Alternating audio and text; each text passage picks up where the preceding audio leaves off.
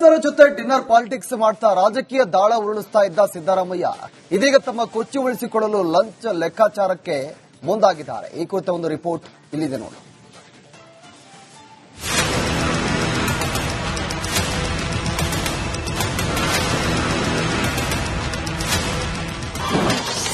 ಕುರ್ಚಿ ಉಳಿಸಿಕೊಳ್ಳಲು ಸಿದ್ದರಾಮಯ್ಯ ಹೊಸ ದಾಳ. ಡಿನ್ನರ್ ಪಾಲಿಟಿಕ್ಸ್ ಬಳಿಕ ಸಿಎಂ ಲಂಚ್ ಲೆಕ್ಕಾಚಾರ. ರಾಜಕೀಯ ರಣ ರಾಜಕೀಯ.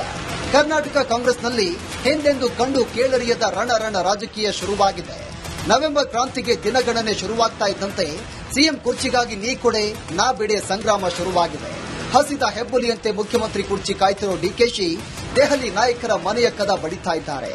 ಆದರೆ ಶಾಸಕರೇ ನನ್ನ ಬಲ ಅಂತ ಸಿಂಹಾಸನ ರೂಢರಾಗಿರುವಂತಹ ಸಿದ್ದರಾಮಯ್ಯ ಕರ್ನಾಟಕದಲ್ಲೇ ಲೋಕಲ್ ರಾಜಕೀಯ ಶುರು ಮಾಡಿದ್ದಾರೆ.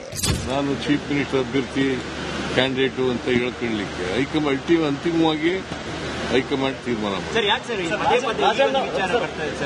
ನೀವು ಕೇಳ್ತಾ ಇರ್ತೀರಲ್ಲ.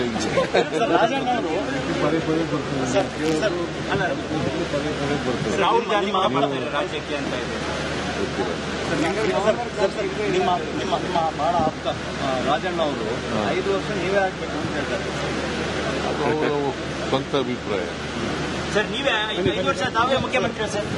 5 ವರ್ಷ ದಬ್ಬೆಡಿ ಹೈಕಮಾಂಡ್ ತೀರ್ಮಾನ ಮಾಡಿದ್ರೆ. ಹೌದು, ಸಂಖ್ಯಾಬಲದ ಆಧಾರದಲ್ಲಿ ಡಿಕೆಶಿಗಿಂತಲೂ ಹೆಚ್ಚು ಸದೃಢರಾಗಿರುವ ಸಿದ್ದರಾಮಯ್ಯ ಇದೀಗ ಲಂಚ್ ಲೆಕ್ಕಾಚಾರದಲ್ಲಿದ್ದಾರೆ. ದೀಪಾವಳಿ ವೇಳೆ ಸಚಿವರಿಗೆ ಡಿನ್ನರ್ ಪಾರ್ಟಿ ನೀಡಿದ್ದ ಸಿಎಂ ಇದೀಗ ಸಚಿವರು ಕೆಲ ಹಿರಿಯ ಶಾಸಕರಿಗೆ ಲಂಚ್ ಮೀಟಿಂಗ್ಗೆ ಆಹ್ವಾನ ನೀಡಿದ್ದಾರೆ. ನವೆಂಬರ್ 1ರ ಕನ್ನಡ ರಾಜ್ಯೋತ್ಸವದ ನೆಪದಲ್ಲಿ ಹೊಸ ಲೆಕ್ಕಾಚಾರ ಶುರು ಮಾಡಿದ್ದಾರೆ. ಹೌದು, ವಿಧಾನಸೌಧದ ಬ್ಯಾಂಕ್ವೆಟ್ ಹಾಲ್ನಲ್ಲಿ ಶಾಸಕ ಸಚಿವರಿಗೆ ಸಿದ್ದರಾಮಯ್ಯ ಸಂತೋಷ ಕೂಟ ಏರ್ಪಡಿಸಿದ್ದು ತೀವ್ರ ಕುತೂಹಲ ಕೆರಳಿಸಿದೆ. ಇದು ಕ್ರಾಂತಿಯ ಮುನ್ಸೂಚನೆಯ ಇಲ್ಲ ಸಂಪುಟ ಪುನರಚನೆಯ ಸುಳಿವ? ಹೀಗಂತ ಚರ್ಚೆ ಜೋರಾಗಿದೆ. ಸಿದ್ದರಾಮಯ್ಯ ಕರೆದಿರುವಂತಹ ಸಂತೋಷ ಕೂಟ ದೊಡ್ಡ ಬೆಳವಣಿಗೆ ಅಲ್ಲ ಅಂದಿರುವ ಗೃಹ ಸಚಿವ ಪರಮೇಶ್ವರ್ ಸಚಿವರು ಶಾಸಕರಿಗೆ ಊಟ ಹಾಕಿಸಿದ್ರೆ ತಪ್ಪೇನು ಅಂತ ಪ್ರಶ್ನೆ ಮಾಡಿದ್ದಾರೆ. ನವೆಂಬರ್ 1ನೇ ತಾರೀಕು ಕನ್ನಡ ರಾಜ್ಯೋತ್ಸವ ಆಚರಣೆ ಮಾಡುವಾಗ 4 ಜನ ಕರೆದು ಅವರಿಗೆ ಒಂದು ಊಟ ಹಾಕಿದ್ರು ಅಂದ್ರೆ ಅದು ಒಂದು ದೊಡ್ಡ ಬೆಳವಣಿಗೆ, ರಾಜಕೀಯವಾಗಿ ಬೆಳವಣಿಗೆ ಅಂತ ವಿಶ್ಲೇಷಣೆ ಮಾಡೋದಾದ್ರೆ ಗೊತ್ತಿಲ್ಲಪ್ಪ ನಂಗೆ. ಯಾಕೆಂದ್ರೆ ಸಂತೋಷ, ಹೌದು, ನಮಗೆ ಕನ್ನಡ ರಾಜ್ಯೋತ್ಸವ, ಕನ್ನಡ ನಾಡು ಆಯ್ತು ನವೆಂಬರ್ 1ನೇ ತಾರೀಕು. ಅದಕ್ಕಾಗಿ ನಾವು ಆಚರಣೆ ಪ್ರತಿ ವರ್ಷ ಮಾಡ್ತೀವಿ. ಆ ಸಂತೋಷದಲ್ಲಿ ಬರ್ರಿ ನಮ್ಮ ಎಲ್ಲರೂ ಒಂದಿಷ್ಟು ಸೆಲೆಬ್ರೇಟ್ ಮಾಡೋಣ ಅಂತ ಮುಖ್ಯಮಂತ್ರಿಗಳು ಹೇಳಿದ್ರೆ ಅದೂ ರಾಜಕೀಯವಾಗಿ ವಿಶ್ಲೇಷಣೆ ಮಾಡೋದು ಸರಿ ಕಾಣಿಸಲ್ಲ. ಡಿಕೆಶಿ ಬಳಿಕ ಸಿಎಂರಿಂದಲೂ ದೆಹಲಿ ದಂಡಯಾತ್ರೆ.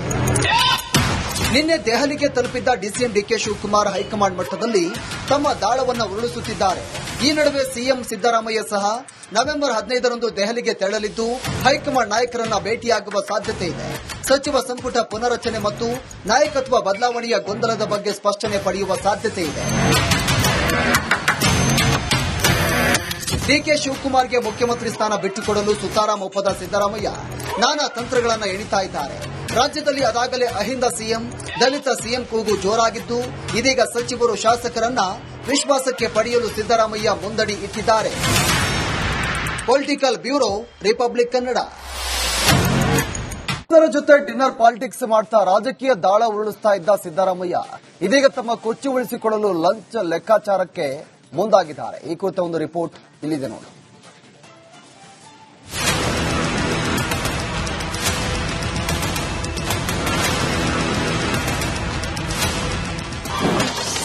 ಕುರ್ಚಿ ಉಳಿಸಿಕೊಳ್ಳಲು ಸಿದ್ದರಾಮಯ್ಯ ಹೊಸ ದಾಳ.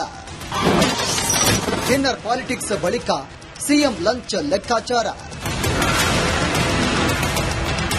ರಾಜಕೀಯ ರಣ ರಾಜಕೀಯ. ಕರ್ನಾಟಕ ಕಾಂಗ್ರೆಸ್ನಲ್ಲಿ ಹಿಂದೆಂದೂ ಕಂಡು ಕೇಳರಿಯದ ರಣ ರಾಜಕೀಯ ಶುರುವಾಗಿದೆ.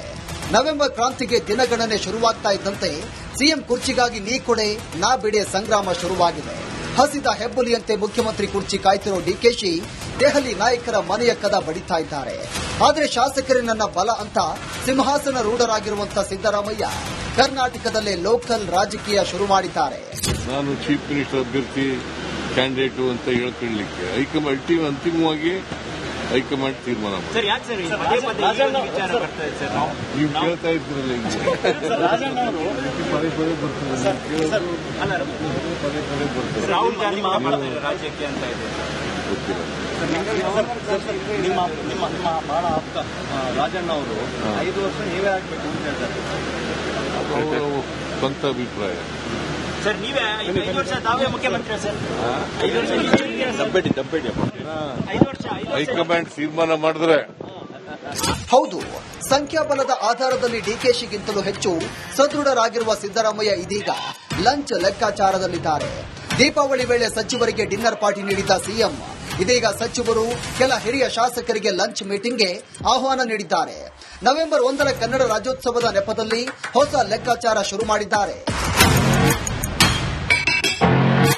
ಹೌದು, ವಿಧಾನಸೌಧದ ಬ್ಯಾಂಕ್ವೆಟ್ ಹಾಲ್ನಲ್ಲಿ ಶಾಸಕ ಸಚಿವರಿಗೆ ಸಿದ್ದರಾಮಯ್ಯ ಸಂತೋಷ ಕೂಟ ಏರ್ಪಡಿಸಿದ್ದು ತೀವ್ರ ಕುತೂಹಲ ಕೆರಳಿಸಿದೆ. ಇದು ಕ್ರಾಂತಿಯ ಮುನ್ಸೂಚನೆಯ ಇಲ್ಲ ಸಂಪುಟ ಪುನರಚನೆಯ ಸುಳಿವ? ಹೀಗಂತ ಚರ್ಚೆ ಜೋರಾಗಿದೆ.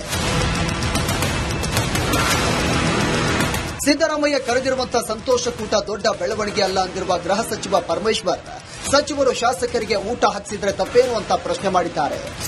ನವೆಂಬರ್ 1ನೇ ತಾರೀಕು ಕನ್ನಡ ರಾಜ್ಯೋತ್ಸವ ಆಚರಣೆ ಮಾಡುವಾಗ 4 ಜನನ ಕರೆದು ಅವರಿಗೆ ಒಂದು ಊಟ ಹಾಕಿದ್ರು ಅಂದ್ರೆ ಅದು ಒಂದು ದೊಡ್ಡ ಬೆಳವಣಿಗೆ, ರಾಜಕೀಯವಾಗಿ ಬೆಳವಣಿಗೆ ಅಂತ ವಿಶ್ಲೇಷಣೆ ಮಾಡೋದಾದ್ರೆ ಗೊತ್ತಿಲ್ಲಪ್ಪ ನಂಗೆ. ಯಾಕೆಂದ್ರೆ ಸಂತೋಷ, ಹೌದು, ನಮಗೆ ಕನ್ನಡ ರಾಜ್ಯೋತ್ಸವ, ಕನ್ನಡ ನಾಡು ಆಯ್ತು ನವೆಂಬರ್ 1ನೇ ತಾರೀಕು. ಅದಕ್ಕಾಗಿ ನಾವು ಆಚರಣೆ ಪ್ರತಿ ವರ್ಷ ಮಾಡ್ತೀವಿ. ಆ ಸಂತೋಷದಲ್ಲಿ ಬರ್ರಿ ನಮ್ಮ ಎಲ್ಲರೂ ಒಂದಿಷ್ಟು ಸೆಲೆಬ್ರೇಟ್ ಮಾಡೋಣ ಅಂತ ಮುಖ್ಯಮಂತ್ರಿಗಳು ಹೇಳಿದ್ರೆ ಅದೂ ರಾಜಕೀಯವಾಗಿ ವಿಶ್ಲೇಷಣೆ ಮಾಡೋದು ಸರಿ ಕಾಣಿಸಲ್ಲ. ಡಿಕೆಶಿ ಬಳಿಕ ಸಿಎಂರಿಂದಲೂ ದೆಹಲಿ ದಂಡಯಾತ್ರೆ. ನಿನ್ನೆ ದೆಹಲಿಗೆ ತಲುಪಿದ್ದ ಡಿಸಿಎಂ ಡಿಕೆ ಶಿವಕುಮಾರ್ ಹೈಕಮಾಂಡ್ ಮಟ್ಟದಲ್ಲಿ ತಮ್ಮ ದಾಳವನ್ನು ಉರುಳಿಸುತ್ತಿದ್ದಾರೆ. ಈ ನಡುವೆ ಸಿಎಂ ಸಿದ್ದರಾಮಯ್ಯ ಸಹ ನವೆಂಬರ್ 15ರಂದು ದೆಹಲಿಗೆ ತೆರಳಲಿದ್ದು ಹೈಕಮಾಂಡ್ ನಾಯಕರನ್ನ ಭೇಟಿಯಾಗುವ ಸಾಧ್ಯತೆ ಇದೆ.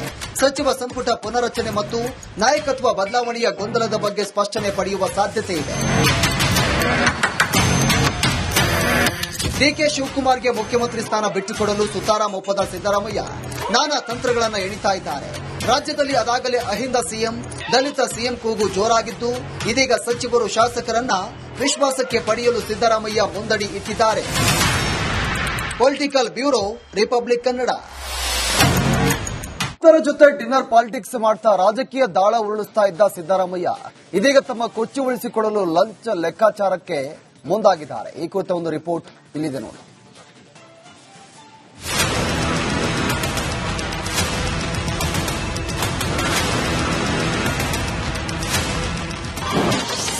ಕುರ್ಚಿ ಉಳಿಸಿಕೊಳ್ಳಲು ಸಿದ್ದರಾಮಯ್ಯ ಹೊಸ ದಾಳ. ಡಿನ್ನರ್ ಪಾಲಿಟಿಕ್ಸ್ ಬಳಿಕ ಸಿಎಂ ಲಂಚ್ ಲೆಕ್ಕಾಚಾರ. ರಾಜಕೀಯ ರಣ ರಾಜಕೀಯ. ಕರ್ನಾಟಕ ಕಾಂಗ್ರೆಸ್ನಲ್ಲಿ ಹಿಂದೆಂದೂ ಕಂಡು ಕೇಳರಿಯದ ರಣ ರಾಜಕೀಯ ಶುರುವಾಗಿದೆ. ನವೆಂಬರ್ ಕ್ರಾಂತಿಗೆ ದಿನಗಣನೆ ಶುರುವಾಗ್ತಾ ಇದ್ದಂತೆ ಸಿಎಂ ಕುರ್ಚಿಗಾಗಿ ನೀ ಕೊಡೆ ನಾ ಬಿಡೆ ಸಂಗ್ರಾಮ ಶುರುವಾಗಿದೆ.